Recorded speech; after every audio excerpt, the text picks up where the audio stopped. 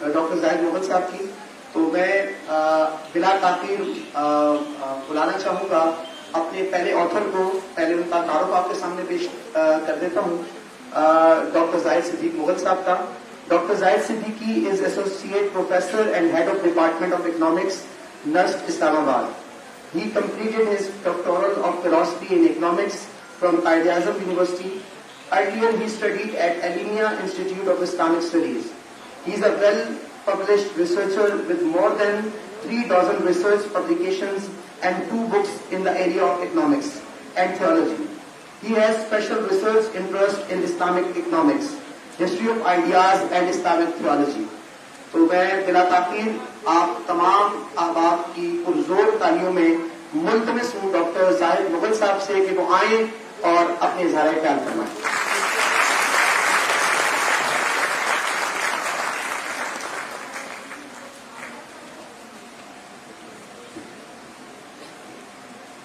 بسم اللہ الرحمن الرحیم. الحمدللہ وکفی الصلاۃ والسلام علی اشرف الانبیاء والمرسلین. اما بعد، میں بہت شکر گزار ہوں ڈاکٹر عارف خان ثاقب صاحب کا، جو چیئرمین ہے department of Islamic learning Karachi university, جناب صاحبزادہ سلطان احمد علی صاحب کا، جو چیئرمین ہیں مسلم انسٹیٹیوٹ اور پرائم منسٹر ہیں جوناگڑھ ریاست کے. اس کے ساتھ ساتھ ڈاکٹر زبیر محمود صدیقی صاحب، جن کے اصرار اور محبت کی وجہ سے میں نے یہ فیصلہ کیا کہ مجھے آنا چاہیے، اور تمام طلباء اور منتظمین سب لوگوں کو میری طرف سے السلام علیکم. میں کوشش کروں گا کہ 15 سے 20 منٹ کے اندر یہ جو کتاب ہے اس کا بنیادی تھیسز آپ کے سامنے رکھ سکوں. ظاہر ہے یہ گفتگو کسی بھی طرح کتاب کا متبادل نہیں ہے، یہ صرف کتاب کی طرف راغب کرنے کی ایک کوشش ہے. تو لوگ اسے پڑھیں گے، اس میں کیا لکھا ہے. تو 3 باتیں میں بیان کرنے کی کوشش کروں گا. پہلی بات یہ کہ ہم نے یہ کتاب کیوں لکھی، اس کا پس منظر کیا ہے، اور وہ پس منظر کیوں پیدا ہوا. دوسری بات یہ ہو، اس کی وضاحت ہو. اس دوسری بات کی وضاحت میں انشاءاللہ یہ معلوم ہو جائے گا کہ شیخ ابن عربی بالخصوص اور صوفیہ بالعموم کا تصور نبوت کیا ہے، اور اس سے وہ شبہ کیسے ختم ہو جاتا ہے جب یہ وضاحت سامنے آ جائے. اور تیسری بات یہ سمجھنے کی کوشش کریں گے اختصار کے ساتھ کہ صوفیہ اور شیخ ابن عربی اس خاص اصطلاح میں گفتگو کیوں فرماتے ہیں. تو پہلی بات یہ سمجھنے کی ضرورت ہے کہ یہ کتاب کیوں. دراصل پچھلی کئی دہائیوں سے ایک تاثر یہ قائم کروایا جا رہا تھا کہ صوفیہ کرام بالعموم اور شیخ ابن عربی بالخصوص ایسی تعلیمات بیان فرماتے ہیں جو در حقیقت عقیدہ ختم نبوت کی نفی کے ہم معنی ہے. اور یہی وہ تعلیمات ہیں جس کے نتیجے میں ماضی قریب میں ایک گروہ نے ایسی شناخت اختیار کر لی جو رسول اللہ صلی اللہ علیہ وسلم کی نبوت کے متوازی ایک نبوت کے ہم معنی ہیں، اور ہم اس گروہ سے واقف ہیں. تو اس خاص گروہ کی شناخت کی ذمہ داری صوفیہ کرام کی تعلیمات پر ڈالنے کا استدلال وضع کیا گیا، اور ایک عرصے سے اسے بار بار دہرایا گیا، اور یہ تاثر بھی قائم کیا گیا کہ اس کا جواب نہیں دیا جا رہا، جو گویا کہ اس بات کی سچائی کی علامت ہے کہ اعتراض درست ہے. یہ وہ پس منظر تھا جس میں یہ فیصلہ کیا گیا کہ شیخ ابن عربی رحمہ اللہ کی جو تعلیمات ہیں اس حوالے سے اسے سامنے لایا جائے. اور یہ سامنے لانے کا فیصلہ اس لیے نہیں ہم نے کیا کہ ایک شخص سے ہمیں کوئی انفرادی محبت تھی تو ہم صرف اس کی ایک خیالات کو واضح کرنا چاہتے تھے، بلکہ شیخ ابن عربی کے بارے میں اگر یہ تاثر قائم کر لیا جائے کہ وہ ختم نبوت کے منکر ہیں تو پوری صوفی فکر اس کی لپیٹ میں ہے. اور یہ بات میں واضح کرتا جاؤں کہ اسلامی علوم کی تجسیم، یعنی ایک تو ہے نا ماخذات تو ہم کہتے ہیں وہ ہے قرآن اور سنت، لیکن اگر آپ مجھ سے پوچھیں اس کی تجسیم کس فارم کے اندر موجود ہے، یعنی ہر علم کے ہوتے ہیں ماخذات اور ایک ہوتی ہے اس کا کنٹینٹ.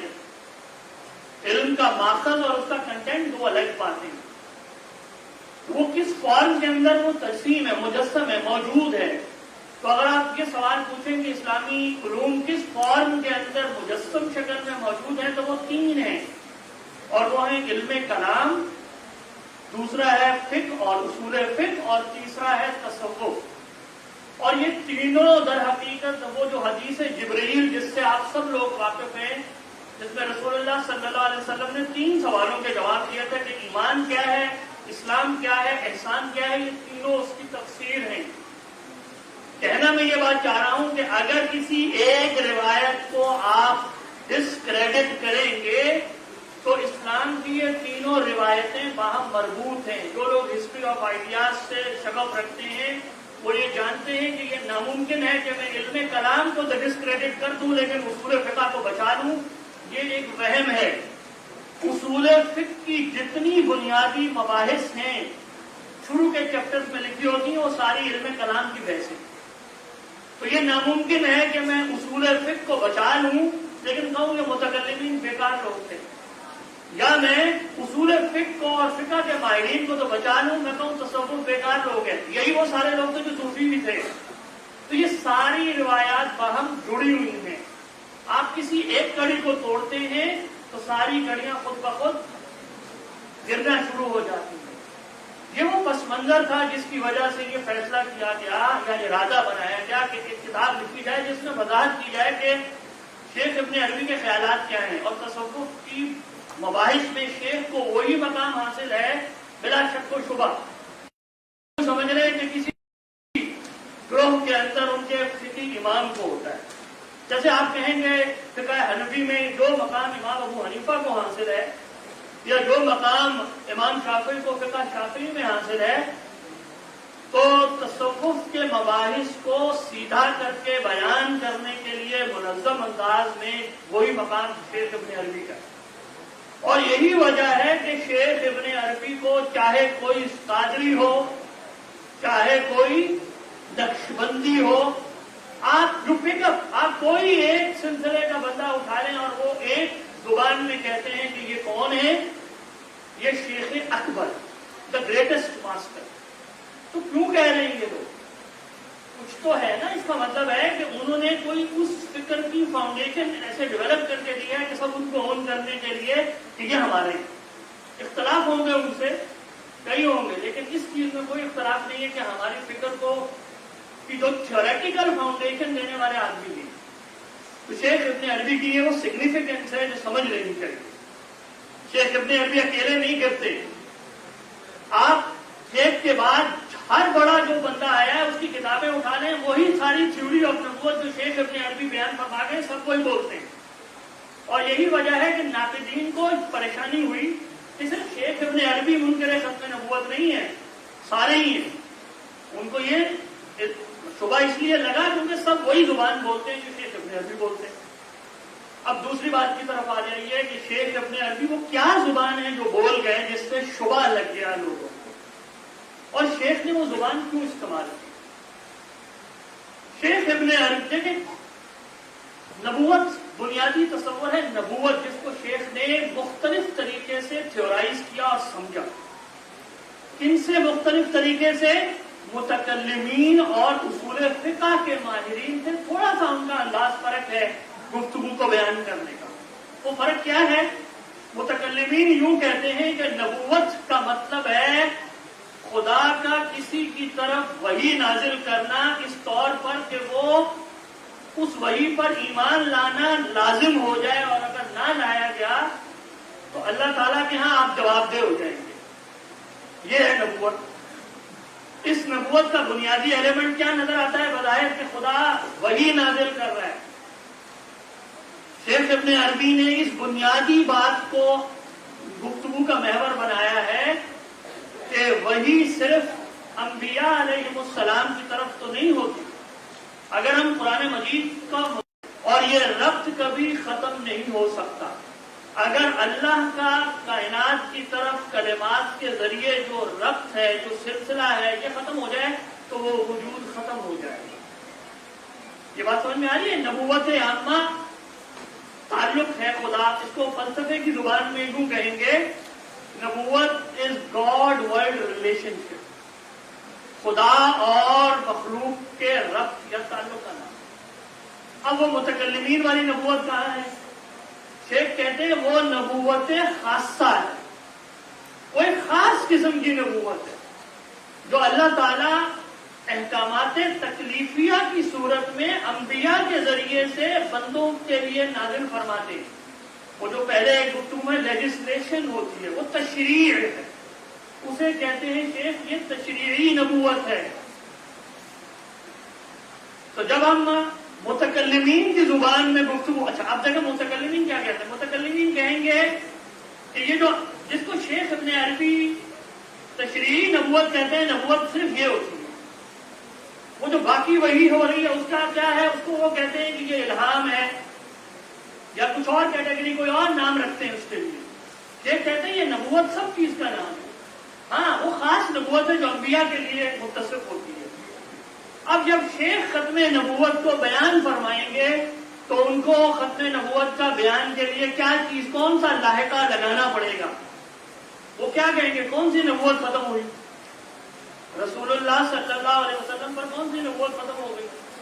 وہ اگر صرف یہ کہیں گے نبوت ختم ہو گئی تو ان کے نظام فکر میں پڑھنے والے کو کیا چیز تاثر ملے گا؟ کیا چیز گویا ختم ہو گئی؟ اللہ اور مخلوق کا رابطہ ختم ہو گیا۔ وہ تو ختم نہیں ہوتا، وہ تو مسلسل چلتا ہے۔ اللہ آج بھی شعور بندگی ہر چیز کو عطا فرما رہے ہیں، تو نبوت عامہ تو جاری رہتی ہے، وہ ختم نہیں ہوتی۔ نبوت خاصہ ختم ہو گئی۔ تشریع کا جو عمل ہے، جو اللہ تعالیٰ نے احکامات دینے کا عمل تھا، وہ مکمل ہو گیا۔ اب کوئی ایسا نہیں آئے گا جو بندوں کو مکلف بنا دے۔ تو شیخ ابن عربی جب ختم نبوت کی بات کرتے ہیں تو وہ کہتے ہیں تشریعی نبوت ختم ہو گئی، نبوت خاصہ ختم ہو گئی۔ اب جس کو شیخ کی اصطلاح کی خبر نہیں، جس کا ذہن عادی ہے متکلمین کی اصطلاحات میں بات سمجھنے کا، وہ جب شیخ کی یہ عبارت پڑھے گا اسے کیا اشتباہ لگے گا کہ کس چیز کے جاری رہنے کی بات کر دی؟ غیر تشریعی نبوت کے جاری رہنے کی بات کرتے ہیں۔ یہ وہ شبہ تھا جو ناقدین کو لگ گیا کہ شیخ ابن عربی اور صوفیہ دراصل غیر تشریعی نبوت کا دروازہ کھول گئے۔ یہ صرف دھوکہ تھا اصطلاح پر خبر یا اطلاع نہ ہونے کی وجہ سے۔ اگر یہ معلوم کر لیا جائے کہ شیخ اصطلاح استعمال کیسے کر رہے ہیں، دیکھیں اصطلاح میں کوئی جھگڑا نہیں ہوتا۔ قرآن مجید میں لفظ آتا ہے حد، تلک حدود اللہ، تلک حدود اللہ بہت ساری جگہوں پر آیا ہے قرآن میں۔ تو حد کا وہ ایک مفہوم ہے، وہاں مراد ہوتی ہے یہ اللہ کے احکامات ہیں۔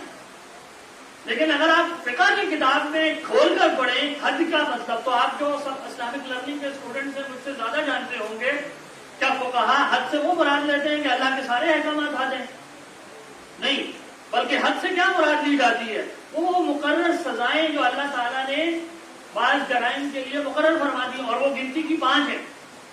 تو وہ کہتے ہیں یہ 5 حدود ہیں، تو باقی حدیں کہاں گئی؟ اب کوئی اگر یہ اعتراض کرے کہ گویا فقہا نے کیا کر دیا، اللہ کی حدوں کو 5 میں محدود کر دیا، تو ہم یہ کہیں گے کہ آپ نے اصطلاح میں صرف جھگڑا کیا۔ اہل علم جانتے ہیں کہ اصطلاح میں جھگڑا تھوڑی کیا جاتا ہے۔ اصطلاح تو ایک خاص مفہوم کو بس کمیونیکیٹ کرنے کے لیے بنائی جاتی ہے۔ اگر مفہوم میں فرق نہیں آ رہا، وہ اس حد کو مانتے ہیں کسی اور نام سے، تو اس میں کوئی مسئلہ نہیں آتا۔ ہر اہل علم اپنی اصطلاح بناتے ہیں، ہر اہل علم اب کوئی میں اصطلاح نہ ہو وہ علم ہے؟ ایسا تو کوئی علم نہیں ہے. آپ کو ایک کنسپٹ کو تھیورائز کرنا ہوتا ہے، اس کے لیے آپ ایک کنسپٹ بنا لیتے ہیں کہ یہ مفہوم لیا جائے گا. ہمارے فن کے لوگ اس سے یہ مراد لیں گے. تو صوفیہ کی وہ جب نبوت عامہ مراد لیتے ہیں تو اللہ، خدا اور مخلوق کا کائنات کے ساتھ جو تعلق ہے وہ مراد لیتے ہیں. وہ کہتے ہیں کبھی ختم نہیں ہوتا. اور وہ ختم نبوت کے بعد بھی اللہ تعالیٰ نے بندوں سے رابطہ ختم تھوڑی کر لیا ان معنوں میں. لیکن الہام کے تو سب قائل ہیں. تو یہ وہ غلط فہمی تھی جو لگ گئی اصطلاح کی عدم اصطلاح کی بنا پر. یہ وہ آرگومنٹ ہے جس کو ہم نے اس کتاب میں تفصیل سے بیان کرنے کی کوشش کی ہے. اب میں تیسری بات کی طرف آتا ہوں. آخر شیخ نے یہ اصطلاح کیوں استعمال کی؟ ایک اصطلاح چلی آ رہی ہے، بھائی متکلمین ہیں، 500 ساتھیوں سے گفتگو کرے آ رہے ہیں، تو شیخ کو کیا ضرورت پڑ گئی؟ اس کا جواب کئی لیئرز پر ہے. اس وقت ممکن نہیں ہے کہ میں وہ تمام تہیں کھولوں ایک ایک کر کے کہ وہ کون سے تکنیکی اور یا فنی سوالات ہیں جن کو شیخ نے حل کیا ہے اپنی اصطلاح کے ذریعے.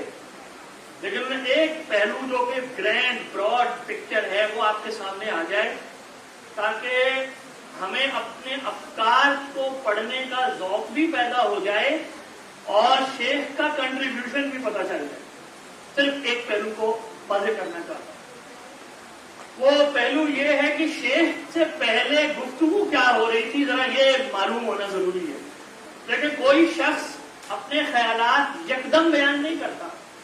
ایک تناظر ہوتا ہے جس میں وہ آتا ہے، کچھ مسائل ہوتے ہیں جن کو وہ ایڈریس کرنے کی کوشش کرتا ہے. شیخ سے پہلے 4 گروہ چلے آ رہے تھے. شیخ نے ایک کی نمائندگی کی ہے. اس میں وہ 4 گروہوں کے کچھ اپنے اپنے شیخ سے گفتگو کرنے کے. ایک گروہ وہ ہے جن کو ہم کہتے ہیں مسلم فلاسفرز، نیو افلاطونی مسلم فلاسفرز، جن کے نمائندے ہیں فارابی اور ابن سینا. ان کا نقطہ نظر نبوت کے بارے میں کیا تھا یہ سمجھ لیں. ان کے خیال میں خدا اور کائنات کا تعلق ویسا ہی ہے. اب دیکھیں نبوت سمجھنے کے لیے خدا اور کائنات کا تعلق جب تک واضح نہیں ہوگا نا آپ کو کبھی سمجھ نہیں آئے گی کہ ہر گروہ نے پوزیشن کیوں لی ہے. مسلم فلاسفہ کے خیال میں خدا اور کائنات میں وہی تعلق ہے جو آگ اور روشنی کا تعلق ہے. کاز اور افیکٹ ہوتا ہے نا. آگ روشنی کو پیدا نہیں کرتی بلکہ صرف ظاہر کرتی ہے. کاز آگ ہے، روشنی افیکٹ ہے، اور دونوں ایک ساتھ موجود ہوتے ہیں. کاز ہوتی ہے آگ، ان معنوں میں اس کو ایک فوقیت حاصل ہے آگ پر. لیکن اس کا یہ مطلب نہیں ہے کہ وہ اس کو کریٹ کرتی ہے ارادے سے. تو مسلم فلاسفہ کا تصور کائنات کیا تھا کہ کائنات خدا سے ظاہر ہو گئی ہے. اس کو کہتے ہیں ایمینیشن. خدا سے کائنات ظاہر ہو گئی ہے. بالکل ایسے ہی جیسے روشنی آگ سے ظاہر ہو جاتی ہے. یہ ممکن نہیں ہے کہ آگ ہو اور روشنی نہ ہو. ایسے ہی خدا ہو کائنات نہ ہو، یہ ممکن نہیں. ان کا خیال تھا کائنات ازل سے، یہ ان کا خیال تھا. اب جب میں نے خدا اور کائنات کے تعلق کو اس طرح سمجھا تو خدا کا ارادہ بے معنی چیز ہو جاتی ہے. آگ ارادے سے روشنی نہیں پیدا کرتی، وہ تو اس کی نیچر ہے، اس کی طبع کا تقاضا ہے کہ روشنی ہو. تو فلاسفہ کی دلیل کا حاصل یہ بنتا تھا کہ خدا سے کائنات ظاہر ہونا یا خدا کی طبیعت کا تقاضا ہے. بس اگر یہ ایک نیچرل تعلق ٹائپ کی کوئی چیز ہے تو پھر نبی کو کیسے سمجھوں گا میں؟ نبی کا تصور تو یہ ہے کہ خدا ارادہ فرماتے ہیں کسی خاص شخص کے ساتھ کلام کرنے کا اور ان پر احکامات نازل فرماتے ہیں وحی کے ذریعے بذریعہ فرشتہ. یہ تمام بیان مسلم فلاسفہ کی زبان میں استعارہ قرار پاتا ہے. وہ کہتے ہیں یہ مجازی بیانات ہیں. ان کے نظام فکر میں نبوت ایک اچھمبا ہے. یہ جو ہم نبوت سے مراد سمجھتے ہیں نا ان کو یہ سمجھ نہیں آتی کہ خدا کسی پر وحی نازل کرے گا. اور کیونکہ خدا بہت دور ہے کائنات سے. خدا، میں پوری تفصیل میں نہیں جا سکتا، خدا اور کائنات کے درمیان جو انسانوں کے درمیان 10 اپول ہیں ان کی. تو خدا ان ایکسیسیبل ہے. خدا کائنات میں اس طرح نہیں انٹرفیئر کرتا جو ہمارا تصور ہے. ان کے خیال میں خدا کائنات کاز اور افیکٹ کی طرح ہے اور وہ ارادے سے ذریعے کچھ نہیں کرتا. سب چیزیں سسٹمیٹیکلی چل رہی ہیں بس کاز اور افیکٹ کے ذریعے. تو اس سلسلے میں وہی کا کیا مطلب ہوا؟ خدا آتا ہے، خدا معجزہ کرتا ہے، تو ان کو سمجھ نہیں آتا. تو نبوت ان کے نظام میں، اگر فلسفے کی زبان میں تھوڑا سا میں ٹچ دوں تو اس کو کہا جاتا ہے فلسفہ کا تصور نبوت ہے نیچرل تھیوری آف نبوت. ان کے خیال میں نبی ایک بہت ذہین انسان ہوتا ہے، بہت ذہین انسان ہوتا ہے، اور وہ اپنی تخیل کی بنیاد پر ان خیالات کو بیان فرماتا ہے جو عام آدمی کے لیے ناممکن الفہم ہوتے ہیں، لیکن البتہ فلسفی اس تک پہنچ سکتا ہے. ان کا یہ خیال ہے. یہ بہت ساری پیچیدہ گفتگو کا میں نے خلاصہ بیان کیا ایک سکول کا. یہ خیالات چلے آ رہے تھے. امام غزالی نے تحفۃ الفلاسفہ میں ان خیالات کا رد فرمایا. دوسرا جو اسکول آف تھاٹ تھا وہ کون تھا؟ وہ تھے متکلمین، جن کو ہم علماء عقیدہ کے نام سے جانتے ہیں. اشاعرہ، ماتریدیہ، یا جنہیں ہم اہل سنت کا گروہ بھی کہہ دیتے ہیں. ان کا کہنا یہ ہے کہ خدا اور کائنات کا تعلق روشنی اور آگ کی طرح نہیں ہے، بلکہ خدا نے کائنات کو عدم سے وجود بخشا. یعنی جیسے روشنی اور آگ تو ہمیشہ اکٹھے پائے جاتے ہیں نا، کبھی کوئی ایک ایکسیڈنٹ نہیں ہو سکتا. وہ کہتے ہیں یہ غلط تصور ہے. خدا اور کائنات کا تعلق ظہور کا نہیں ہے، خلق کا ہے. خلق اور ظہور میں بنیادی فرق ہے. آگ روشنی کو تخلیق نہیں کرتی، ظاہر کرتی. تو وہ کہتے ہیں خدا نے کائنات کو تخلیق فرمایا ہے عدم سے. پہلے نہیں تھی، ایک ایسا حال تھا جب وہ نہیں تھی، پھر اس کے بعد وہ ہو گئی، اور وہ ہوئی تب جب خدا کا ارادہ متوجہ ہوا اس کی طرف. تو وہ ارادے با ارادہ با قدرت ہستی کا جو تصور خدا ہم مانتے ہیں، مسلم فلسفہ کے خیالات میں وہ پسے پشت چلا جاتا ہے. اس کی کوئی جگہ نہیں رہتی. جب اس کی جگہ نہیں رہتی تو نبوت کی بھی جگہ یا وہ قابل فہم نہیں رہتا. یہ بات آ رہی ہے سمجھ میں؟ تو اس کو متکلمین نے کاؤنٹر کیا. انہوں نے کہا نہیں، خدا با ارادہ ہستی ہے، وہ کائنات میں مداخلت فرماتا ہے، جب چاہتے ہیں کرتے ہیں، اور جب وہ یہ کرتا ہے تو جب چاہے کسی کو نبی بنا کر بھیج دے. تو خدا کے با ارادہ ہستی کے امکان کو، یا خدا کے با ارادہ ہستی کا اس بات در حقیقت نبوت کے امکان کی بحث ہے. نبوت کیوں ممکن ہے؟ کیونکہ خدا با ارادہ ہستی ہے. وہ جب سب یہ کر سکتا ہے تو جس پر چاہے جب چاہے وہی بھیجے، اور جب اس نے چاہا اس نے بند کر دی وہی بھیجنا، وہ تکلیف بھی وہی بھیجنا بند کر دی. تو یہ دوسری پوزیشن ہے. تیسری پوزیشن متکلمین کے مقابلے میں تھوڑی سی فرق اہل تشریح حضرات کی ہے. وہ بحث اصل میں ماں بعد ختم نبوت کی بحث ہے کہ کیا ختم نبوت کے بعد وہ صفات جو انبیاء علیہ السلام کے ساتھ خاص ہیں، بالخصوص عصمت، کیا وہ کسی گروہ میں یا کسی شخص میں منتقل ہوتی ہیں یا نہیں. یہ تیسری پوزیشن ہے. جو ایک گروہ کا خیال ہے کہ نہیں، بعض انبیاء علیہ السلام کے بعد بھی یہ نظام برقرار رہتا ہے چند اشخاص تک. چوتھی پوزیشن صوفیہ اکرام کی. صوفیہ کی پوزیشن کا حاصل یہ ہے کہ فلاسفہ کا کیا خیال تھا. آپ ذرا سمجھیے، یہاں یہ وہ باریک بات ہے جو سمجھ میں آئے گی تو شیخ ابن عربی سمجھ آئیں گے. فلاسفہ کا خیال ہے کہ نبوت پاسبل نہیں ہے. مسلم متکلمین کیا ثابت کر رہے ہیں کہ وہ ممکن. شیخ ابن عربی کہہ رہے ہیں یہ بحث آپ غلط جگہ سے اٹھا رہے ہیں، یہ ممکن کی بحث نہیں ہے، یہ تو واقع کی بحث ہے. پوری کائنات میں نبوت جاری ہے. تم کہہ رہے ہو کہ خدا کسی سے رابطہ کرنے کے امکان ہے. قرآن ہمیں کیا بتا رہا ہے؟ خدا صرف کسی خاص شخص سے تھوڑی رابطہ کرتا ہے. قرآن تو بتا رہا ہے اللہ تعالیٰ ہر چیز سے رابطے میں، کوئی چیز ایسی ہے ہی نہیں جو اللہ سے رابطے سے الگ ہو. تو یہ امکان کی بحث نہیں ہے صرف. یعنی جس چیز کو فلاسفہ اچھمبا کہتے ہیں اور محض ممکن کی حد تک ثابت کرتے ہیں، شیخ فرماتے ہیں یہ پوری کائنات میں جاری ہے. تو جو چیز پوری کائنات میں جاری ہے اس نظام میں اگر خدا کسی کو پیغمبر بنائے اور اس پر احکامات تکلیفی نازل فرما دے تو اس میں کیا ہے؟ ایسی کیا عجیب بات ہے جو سمجھ میں ہی نہ آئے کسی کو. یا جس میں کوئی پرابلم ہو جائے. اصل میں شیخ نے جو اصل کنٹریبیوشن کیا ہے وہ کیا ہے؟ آخری بات کیا کہ ختم کرتا ہوں کہ متکلمین کا تصور کائنات اور شیخ کے تصور کائنات میں بڑا فرق ہے، فنڈامنٹل. یوں سمجھ لیں متکلمین کا خلق کا تصور یوں ہی ہے کہ جیسے ایک مصور ایک کائنات ایک تصویر بنا دیتا ہے. تصویر کو تصویر بنانے والے کا شعور ہوتا ہے. خلق کا ایک یہ تصور ہے نا کہ میں نے ایک چیز بنائی، مثلاً یہ کتاب ہم نے لکھی، کیا یہ کتاب جانتی ہے کہ ڈاکٹر زاہد صدیق مغل کوئی شخص ہے یا ڈاکٹر عمیر محمود صدیقی کوئی شخص ہے؟ ہمارا خیال تو شاید یہی ہے کہ یہ نہیں جانتی ہوگی. ایک خلق ہے. یا میں نے ایک ٹیبل بنائی تو ایک خلق کا یہ تصور ہے.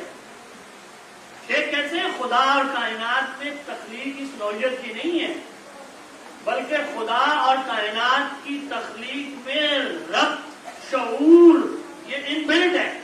خدا جب کسی چیز کو تخلیق فرماتے ہیں تو اس کو ساتھ ہی شعور بندگی بھی عطا فرماتے ہیں مستقل. کوئی چیز خدا کے شعور سے نابلد نہیں ہے. یہ ہو ہی نہیں سکتا کہ کوئی وجود موجود ہو اور وہ یہ نہ جانتا ہو کہ میرا کوئی خالق ہے اور مجھے اس کی تسبیح کرنی ہے. یہ ہو ہی نہیں سکتا. تو جب انہوں نے گفتگو کو اٹھایا ہی درست نہج سے تو وہ مسئلے جن میں الجھے ہوئے تھے دو گروہ ان کو انہوں نے حل فرمایا. اور یہ بات اچھی طرح سے بات ختم کرتا ہوں. مجھے معلوم ہے کہ وقت کی قلت ہوتی ہے کہ شیخ صوفیہ وہ گروہ رہے ہیں جنہوں نے ہمیشہ برج کرنے کی کوشش کی ہے مختلف تناظرات کو. اور اگر میں ہسٹری آف آئیڈیاز میں جا کے دیکھوں تو تین بڑے لوگ نظر آتے ہیں کہ امام شافعی ہیں، لیکن یہاں موضوع نہیں ہے کہ ہم اس پہ بات کر سکیں. اس کے بعد دو لوگ آتے ہیں، ایک ہے امام غزالی اور دوسرے شیخ ابن عربی. ان دونوں نے، امام غزالی نے کیا کام کیا؟ امام غزالی کا کارنامہ یہ ہے کہ جو صوفیہ گفتگو کیا کرتے تھے وہ متکلمین کو سمجھ نہیں آتی تھی، یہ کیا بولتے رہتے ہیں، اور متکلم ان پہ فتویٰ لگاتا کہ تم کفر کرتے ہو، یہ جو تم وحدت الوجود ٹائپ کی گفتگو کرتے ہو یہ کفر ہے. امام غزالی نے پہلی دفتوں وہ دونوں طرف جان گئے. وہ متکلم تو ان سے بڑا پیدا ہی کوئی نہیں ہوا 5ویں صدی ہجری میں کم از کم. وہ دونوں طرف جانتے تھے. انہوں نے کہا یہ جو تم بولتے ہو نا صوفی سے زیادہ دور نہیں ہے، اصطلاح کا فرق ہے. وہ ٹھیک کہتے ہیں. انہوں نے اپنی کتابوں کے ذریعے ان دو یوں سمجھ لیں ٹینشن والے گروہوں کو ملایا ہے. یہی کام شیخ ابن عربی نے اپنی تھیورائزیشن کے ذریعے سے وہ مسائل جو رہ گئے، جو کام یوں سمجھ لیں امام غزالی نے شروع کیا، شیخ ابن عربی نے آ کے اس کو اس کی منزل تک پہنچایا ہے. اور جب وہ مکمل ہو گیا سب نے پہچان لیا کہ ہاں یہ شیخ اکبر ہے. اس نے بات ہمارے لیے واضح کر دی ہے. صوفیہ بلا وجہ انہیں اپنا امام نہیں مانتے. وجہ یہ کہ صوفی فکر کو مین اسٹریم کو سمجھانے میں جو کام ان دو حضرات نے کیا ہے ان سے پہلے کس نے نہیں کیا. تو میں یہاں اپنی گفتگو کا اختتام کرتا ہوں. امید ہے کہ بات سمجھانے میں کامیاب ہوئے ہوں گے. سوال